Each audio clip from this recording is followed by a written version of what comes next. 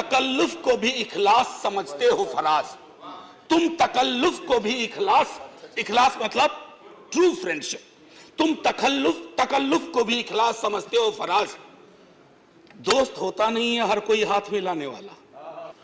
हमारे विश्वविद्यालय में एक शिक्षक थे, वो कह रहे थे कि एक सेठ थे राजस्थान में, अचानक सांप सांप चिल्लाने लगे, तो लोग आए, बोले क्या हुआ? बोला देखो सांप अभी पेट पर से चल के चला गया। बोले काटा तो नहीं ना? बोला नहीं काटा नहीं, रास्ता देख गया है। So when I rise Professor, today, this is my quote. Everyone in the house knows. Note of your university. sir, ये तो मैंने कहा है. sir, Go ahead. sir, I would want all of you to give me uninterrupted time. I'll not speak anything which is going to prick you or disturb your rhythm. What I wanted to say, sir, असल में कई वर्ष पूर्व भी देखा इस देश में, आज भी देख रहे हैं, जब बहुत बड़ी सत्ता आती है ना, तो कई ख्यालात आते हैं, कुछ अच्छे होते हैं और कुछ लगता है जिसको हम कहते हैं लोएस्ट हैंगिंग फ्रूट। मैं और मेरी कलीग, सीनियर कलीग जया जी, हम लोग बात कर रहे थे, इतने पावर का करोगे क्या?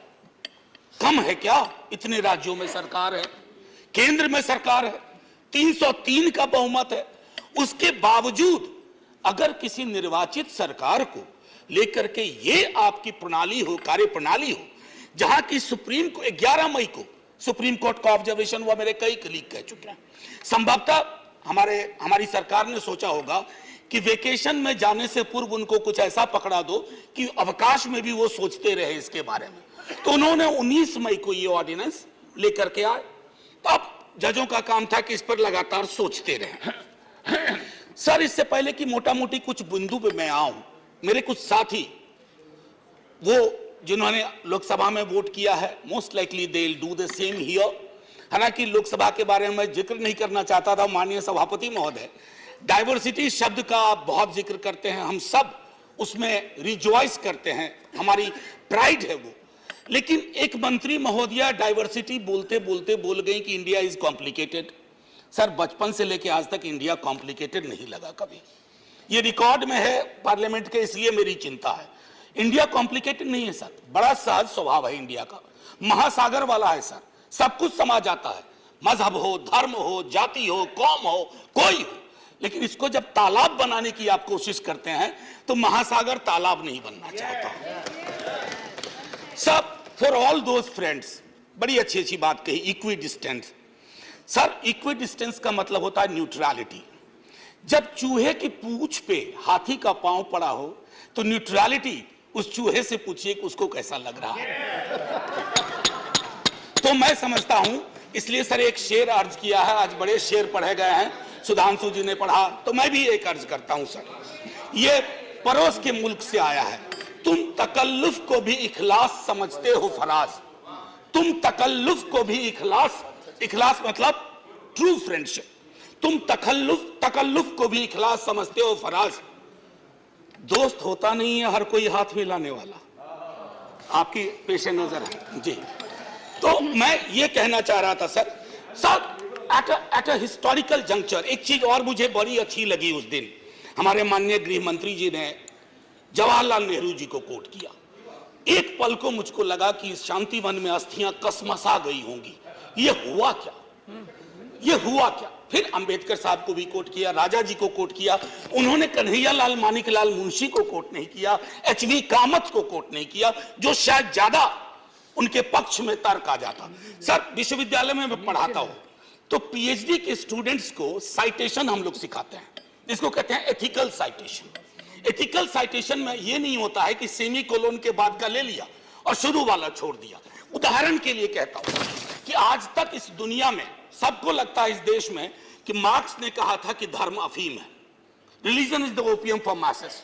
Sorry sir, the entire quote is religion is the sigh of the oppressed creature, the heart of a heartless world, and the soul of soulless condition. It is the opium of people.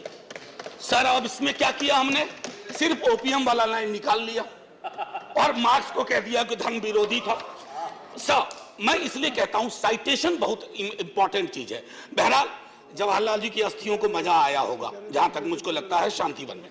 Sir, ये मूलतः मैं इसलिए नहीं कहता कि मैं BJP के कार्यप्रणाली का विरोधी हूं सर, वो एक पॉलिटिकल रियलिटी है, हम भी एक पॉलिटिकल रियलिटी हैं।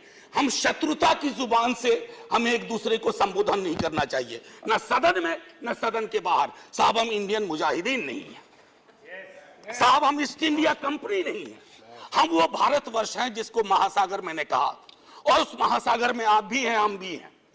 हम और आप एक दूसरे की कीमत पर नहीं है। तो सर, मैं ये कहना चाहता था कि ये प्रतिगामी बिल है सर, आपको घंटी नहीं बजाना पड़ेगा, मैं प्रॉमिस करता हूं, पक्का उसी में खत्म कर दूंगा। सर, प्रतिगामी मैंने क्यों कहा? दुनिया देख रही है कि हम कितना प्रोग्रेसिव लेजिस्लेशन ला रहे हैं। सर, ये मुझे जो चिंता इसमें ये हो रही है कि माननीय सर्वोच्च न्यायालय ने एक निर्णय दिया, सर कुछ सोच के दिया होगा ना। आप अक्सर कहते हैं कि नेहरू नहीं चाहते थे, अरे नेहरू 56 में नहीं चाहते थे, 67 वर्ष बीत गए हैं, हकीकत नहीं बदलती क्या? नेहरू के टाइम में हम सार्वजनिक क्षेत्रों में कितना ध्यान देते थे, और आज हम बेचने पे ध्यान दे रहे हैं। ये फर्क आया है ना सर। चूंकि ये फर्क आया है तो हर हकीकत में फर्क होता है। 56 की दिल्ली और आज की दिल्ली वही नहीं है सर। सर, मैं तो अरविंद केजरीवाल जी का बिल ही नहीं मानता हूं, दिल्ली गवर्नमेंट का बिल ही नहीं मानता हूं। मैं तो ये मानता हूं कि सर, अगर ये प्रयोग सफल हुआ, अगर सांप ने रास्ता देख लिया, तो कल को उन पर भी गाज गिरेगी जो आज न्यूट्रलिटी और इक्विडिस्टेंट के नाम पर न जाने क्या क्या सोच रहे हैं सर। हम तब भी आपके साथ होंगे, ये तो गारंटी है सर, हमारे पास कोई विकल्प ही नहीं है। परेशान हताश लोगों के पक्ष में खड़ा होना। हम तो कश्मीर चल रहा था, उस वक्त आम आदमी पार्टी ने कोई और पोजीशन लिया था, आज उनको समझ में आ रहा होगा कि क्यों उस वक्त वो पोजीशन लिया। और आज मैं ये कह रहा हूं कि कल को किसी राज्य के साथ होगा, हम आपके साथ होंगे। सर, सेपरेशन ऑफ पावर को लेकर के मेरे कई कलीग कह चुके हैं, मैं कुछ नहीं कहना चाहता, बस ये 3 चीज कहूंगा सर। अगर ब्यूरोक्रेट्स मिनिस्टर को उत्तरदायी नहीं है सर, ये अराजकता को जन्म नहीं देगी क्या? मैं दिल्ली की जनता, अगर मैं दिल्ली सरकार हूं, मैं दिल्ली की जनता के लिए उत्तरदायी हूं। जैसे राघव कह रहे थे, अगर कोई विसंगति कहीं आती है, एलजी साहब के पास जाऊं सर, वो चुनाव जीते। हालांकि मैं जानता हूं कि इस देश में गवर्नर्स और लेफ्टिनेंट गवर्नर्स की भूमिका में विस्तार हो गया, अब तो वो राज्यों के नाम बदल दे रहे हैं। सर, आपकी मुस्कुराहट इंगित कर रही है कुछ। मैं ये कहना चाह रहा था सर, और मैं समझता हूं कि ये बात मैं कह करके, और 239AA के बारे में जो बातें कही गई हैं, मैं उसको दोहराना नहीं चाहता। सिर्फ मैं एक चीज पे आऊंगा, कोरम। सर, ये कमाल का कोरम हुआ, 3 में से 2 होंगे। मुख्यमंत्री बेचारा चेयरमैन है, बहुत अच्छी बात कही उन्होंने, चेयरमैन विदाउट चेयर। मुख्यमंत्री चेयरमैन है, वो अगर 2 मिनट लेट भी पहुंचेंगे तो कोरम डिसाइड कर लेगा क्या करना है दिल्ली के लिए। Sir, it is not quorum, it is actually an instrument to decimate the very idea of elected government. Sir, sir घंटी मत बजाइए, केशव राव जी की श्रेणी में 1.5-2 मिनट और ले लूंगा। सर, एक सोल डिस्क्रिशन का मामला आया है, सोल डिस्क्रिशन, और ये मैं आग्रह करूंगा माननीय गृह मंत्री जी से, हमारी महामहिम राष्ट्रपति के लिए भी जो संदर्भ आते हैं ना, to aid and advice of the cabinet or the ministry, sir उनका भी सोल डिस्क्रिशन नहीं होता है। ये तो एक तरह से मुझे सोललेस डिस्क्रिशन दिख रहा है, आत्मा विहीन डिस्क्रिशन।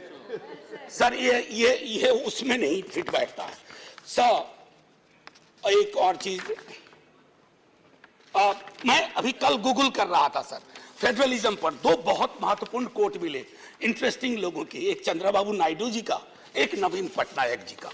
वो कोट मैं पढ़ना नहीं चाहता हूं, बस मैं बता देना चाहता हूं। आखिरी सर, ये पेशे नजर तमाम लोगों के जो कहते हैं, अपील करते हैं कि साहब मदद करो इस बिल पे, तो दुष्यंत जी कह के गए थे कि उनकी अपील है कि हम उनकी मदद करें, चाकू की पसलियों से गुजारिश तो देखिए। सर, ये चाकू पसलियों से कह रही है हमारी मदद करो। सर, ये आसान मामला नहीं है। जय हिंद सर।